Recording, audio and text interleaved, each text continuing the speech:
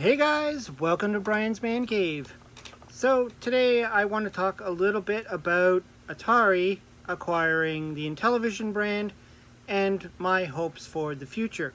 Now, yesterday, from recording this video, I was on on the Intellivision Gamers channel with a few of the other television enthusiasts. And we were talking about this very topic about Intellivision being acquired by Atari. Now, this was something that I was really stoked about when I first heard about it, because the Atari name clearly is much more famous, popular. I mean, the Atari brand is everywhere. I mean, we get it on almost anything. The Atari brand, people know the Atari. In fact, you go and you talk to your neighbors, you talk to your friends at school, you talk to your friends at work, whatever, wherever you are, they're going to know what Atari is, but they're not necessarily going to know what Intellivision is. In fact, if you talk to people, especially my age, I'm in the late Gen Xers, and even those people might not know entirely about Intellivision. They might know something. They might be like, oh, my friend had one, or my uncle had an Intellivision, or whatever. I knew a dude who knew a dude who knew a dude who had an Intellivision. That's usually what it boils down to.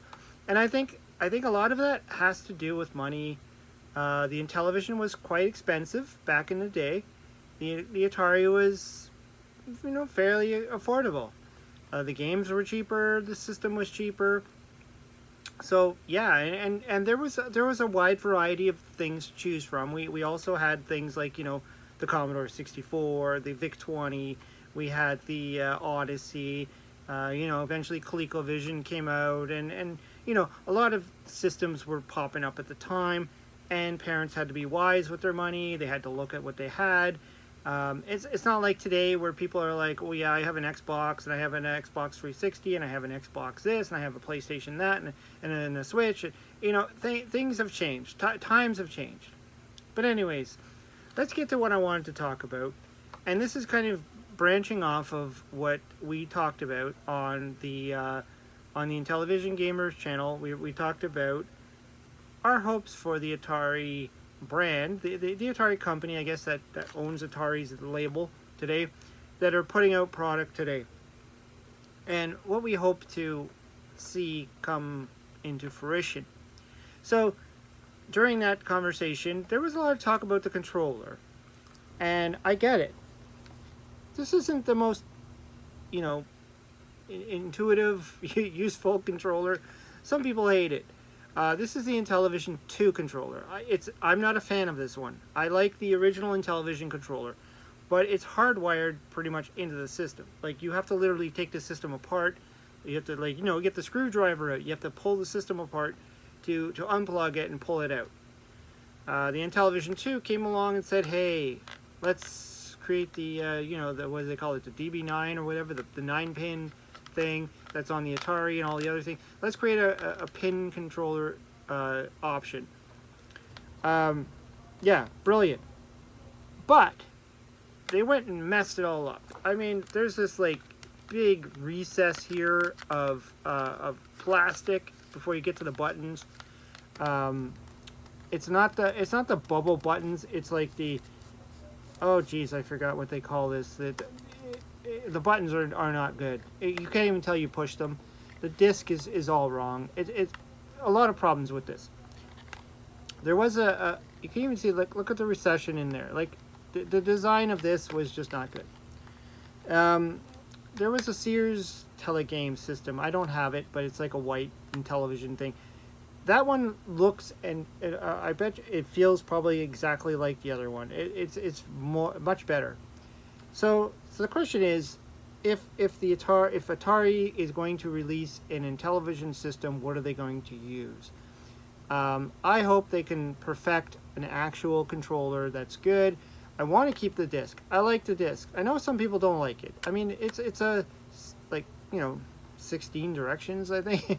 You know, there's a lot to it. A lot of games don't really require it, but still good. I think we need to like keep this. I think we need to keep the buttons. And some people are, you know, the side buttons. It's a love-hate thing. Some people love it, some people hate it. I've never had a problem with it, but I've heard people do. I guess with certain games, if you're playing it for a very long time, it does get taxing to have to like hit that side button. But anyways, it'd be interesting to see if Atari can create something that people will love. People will love to see happen with these controllers. Currently, there's a lot of modern people creating their own controllers. I have one, the long play one, which I've talked about. It's like a gamepad. You hold it like this. You got the disc controller, and then you got the keypad. It's weird with the inserts because the Intellivision has the overlays, which are the plastic overlays. You need to use those. Well, I got a game here. Probably has an overlay in it. I don't know. No, not this one. Let's see if this one has one. There we go. We have an overlay. So yeah, these little plasticky overlay things, they would literally slide in your controller. I'm talking to the people that are not familiar with Intellivision. You would slide it in, just like so. Well, this was one of the problems with it. It would crease and crinkle and, give you a problem. But you'd slide it in there like that, and now all of a sudden your buttons all have pictures, images of what they do. Brilliant idea. And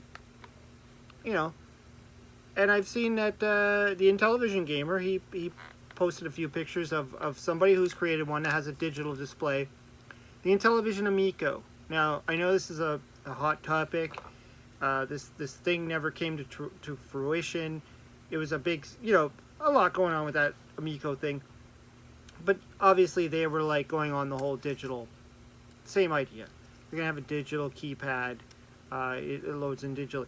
But anyways, I think it'd be cool if the Atari brand, if they're going to put out any kind of Intellivision device, to create a controller that's going to have the same, disc, that circular disc, going to have the same type of idea, the same ability to put in a insert, whatever we call these things, the inserts. Be cool to see that. Or at least have a digital one. I would like to see options. There needs to be more than just one option. I think they have an opportunity. However, I understand creating hardware is expensive. These things are not going to be cheap. They're going to be expensive. So whatever they go with is just going to be crazy. Now the other thing I want to talk about. Online. One of the things the Intellivision was big at was two-player games. And the reason why the system itself came with two controllers hardwired into the system was they were expecting you were going to be playing with somebody else. I think during that time, during the very late 70s, early 80s, I don't think video game companies thought people would play video games by themselves. Video games were a new thing. They were new. People did, like we had Pong? People didn't fully understand video games. And they thought, who the heck is going to sit there and do this by themselves? So they didn't think about it that. And then, even the Atari 2600, it came packaged with combat. Combat, you need to play with another player. Otherwise, the other tank just sits there and you just shoot it.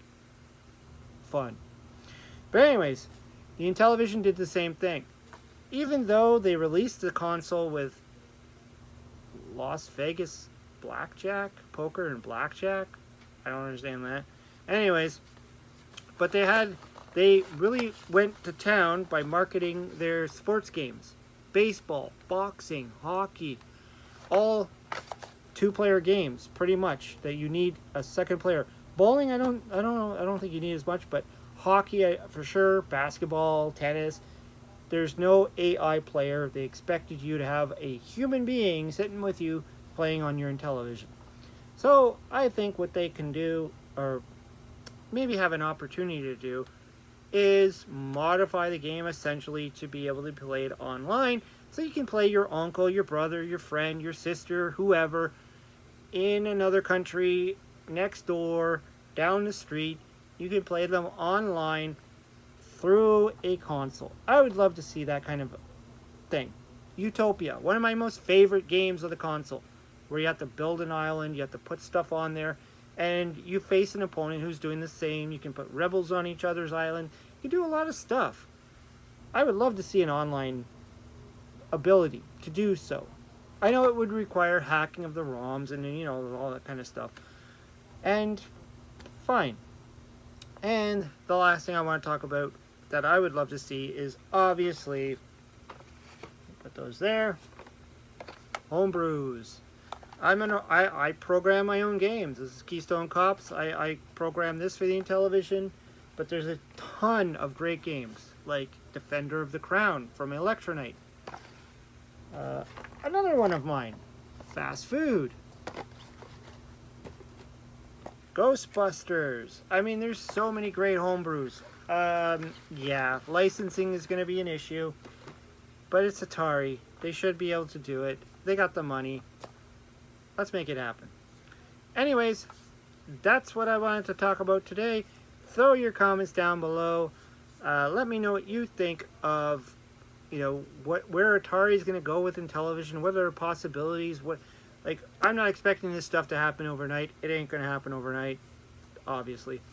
But I'd like to see it. Anyways, hope you liked the video. Hope you subscribe, and I'll talk to you guys later.